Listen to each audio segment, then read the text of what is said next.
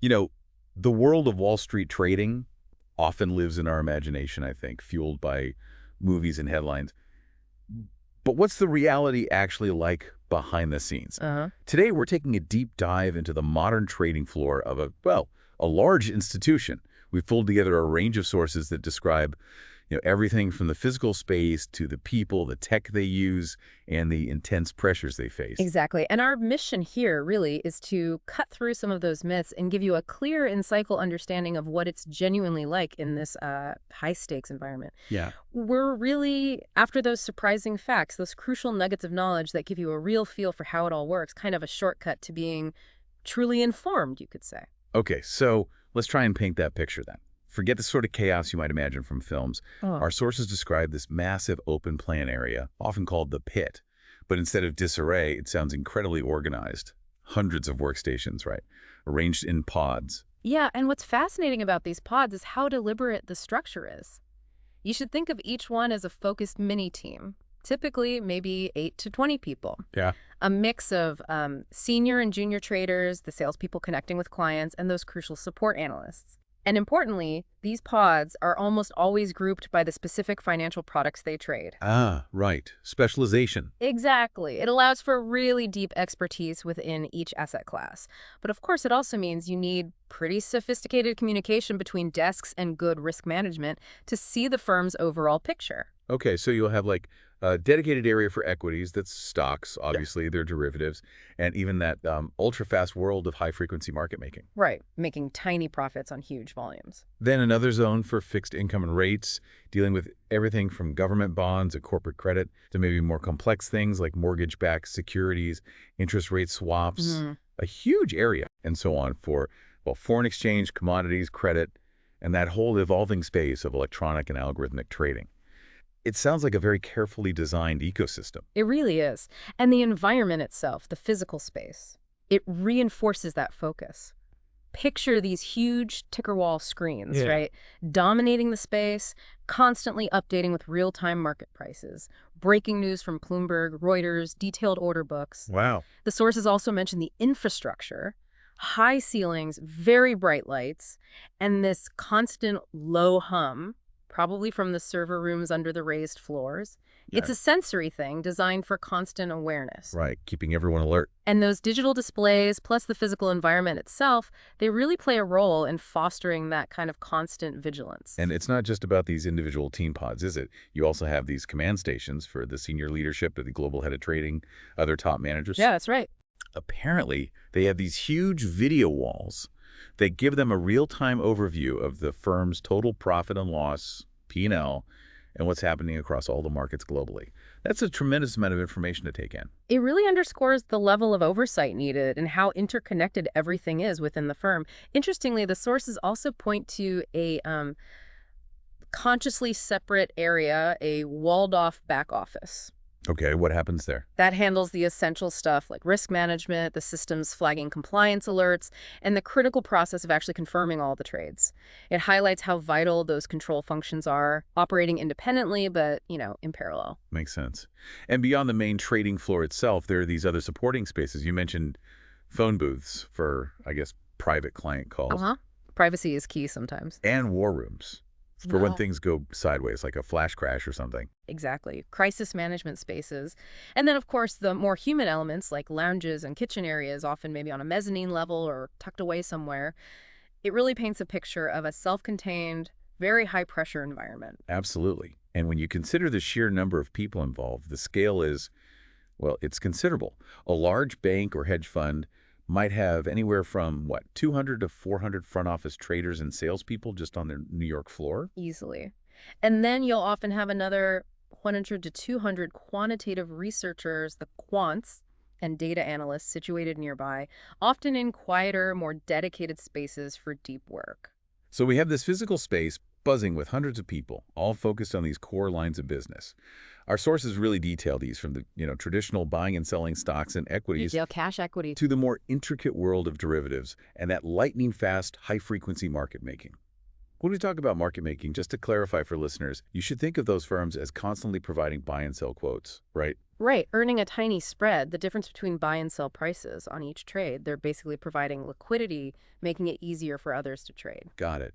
And within fixed income and rates, you're looking at this vast array of instruments, relatively straightforward government bonds, but also more complex securities backed by mortgages, contracts based on interest rate movements. It's a huge universe. Then you have the foreign exchange desks, FX, dealing with the constant flow of currency trading, immediate spot deals, forward contracts for the future, options, and increasingly using algorithms to execute those trades efficiently. It's striking just how diverse the range of products being traded is. And then you have commodities and energy handling everything from, say, the physical movement of oil and gas to derivative contracts based on metals, agricultural products. Yeah, physical and paper markets. Plus that more specialized area of credit and structured products, things like CDOs, credit default swaps. Complex stuff. Mm. But at their core, CDS, credit default swaps, they act like insurance against a bond defaulting, right? Essentially, yes. And CDOs, collateralized debt obligations, are pools of various debts bundled together and sold off in slices to investors. It really underscores the sheer breadth of activity in finance. And we absolutely can't overlook the critical role of electronic and algorithmic trading now. This is where those automated execution algorithms really come in, alongside smart order routing systems designed to find the best prices across different exchanges. Yeah, sniffing out liquidity. And those high-frequency bots that are just constantly active, providing and taking liquidity. It's just a powerful illustration of how technology has fundamentally reshaped trading. Absolutely.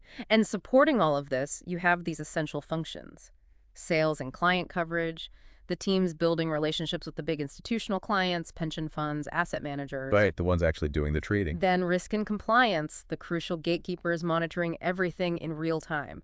They're watching metrics like value at risk, VAR, that's a statistical estimate of potential losses. Right, how much could we lose on a bad day? Kind of, yeah, over a specific time horizon.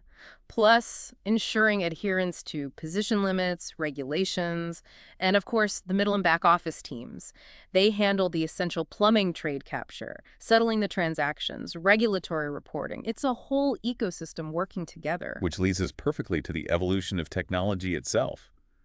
It's almost hard to remember now, but the sources remind us of that huge shift from the early days of open outcry pits Yeah, shouting and hand signals. to the fully electronic limit order books that dominate trading today. It's been a truly monumental change. It really has. And a central part of this is that relentless pursuit of speed.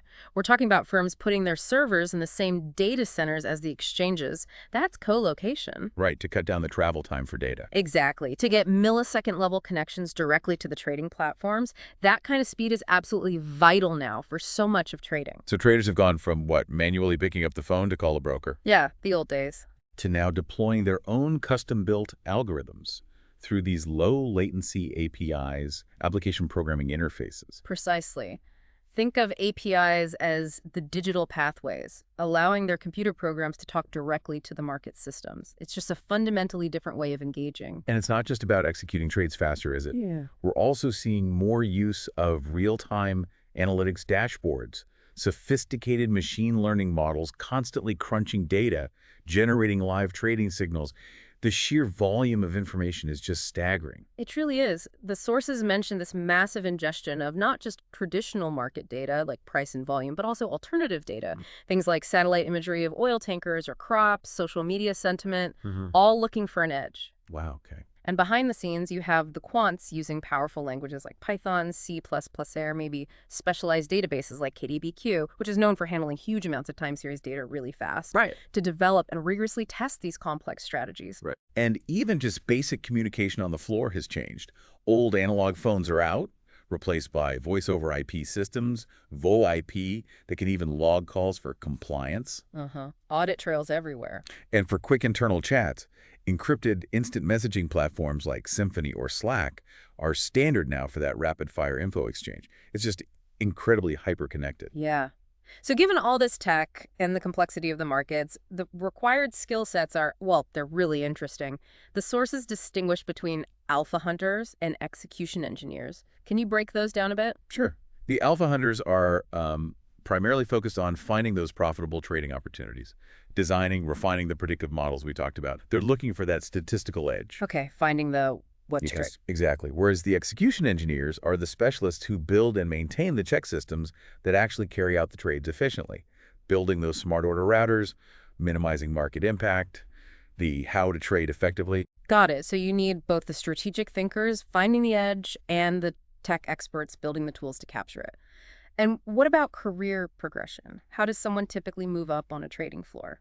Well, the traditional path is fairly standard. Yeah. You start as an analyst, maybe move to associate, then vice president, VP, director, and ultimately managing director, MD. Right. The typical banking ladder. But the sources really stress that just sticking around isn't enough.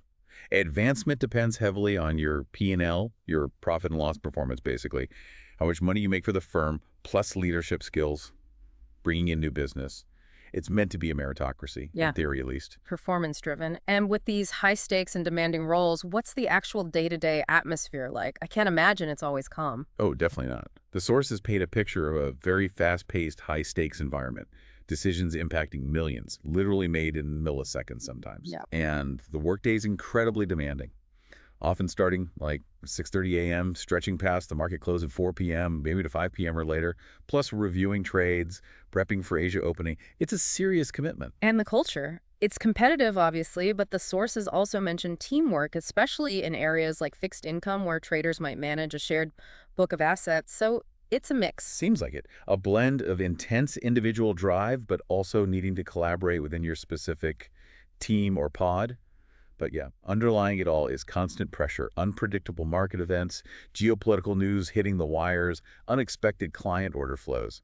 It's intense. And while firms might offer wellness initiatives, gyms, resilience training, the sources do highlight the physical toll, reports of chronically high cortisol, the stress hormone, and a significant risk of burnout, often within the first, say, 3 to 5 years. Yeah, it really underscores the demands. It's not Yeah. for everyone. Definitely not. Which brings us to compensation, always a big topic. Our sources give some ballpark-based salary ranges for New York City, maybe 2025 figures. Analysts starting around 120K to 150K. Yeah, in that range. Associates maybe 200K, 250K base. Then it ramps up significantly. VPs, 300Ks, $400. Directors, 500K, $700. And MDs, well, $800Ks as a base. But the base is only part of this story, right? The bonuses. Oh, yeah. That's where the big money often is. Bonuses can be huge percentages of base, 50%, 100%, even 200% or more in good years, tied heavily to performance.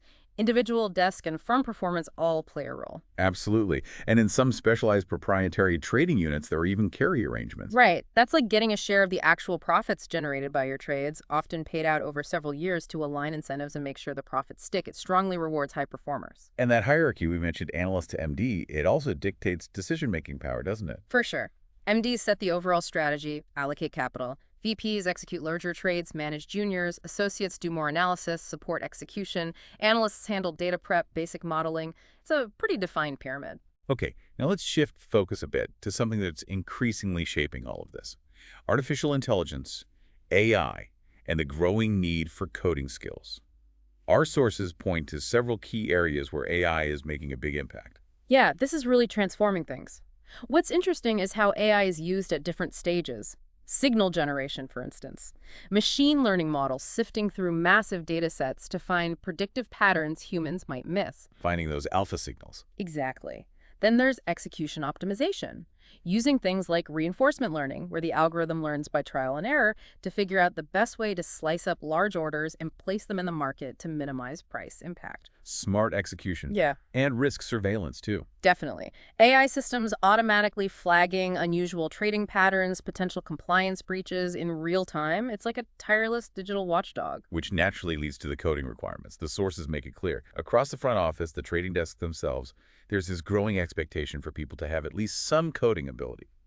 Python or R, maybe. Yeah, particularly those versatile languages, enough to interact with models, maybe customize tools. It's becoming table stakes in many roles. And for the quants and algo traders, the coding bar is even higher, right? Strong C++ or Java for building those super fast, low latency systems. Oh, yeah, absolutely critical for performance. Plus, Python for the research, analysis, backtesting side.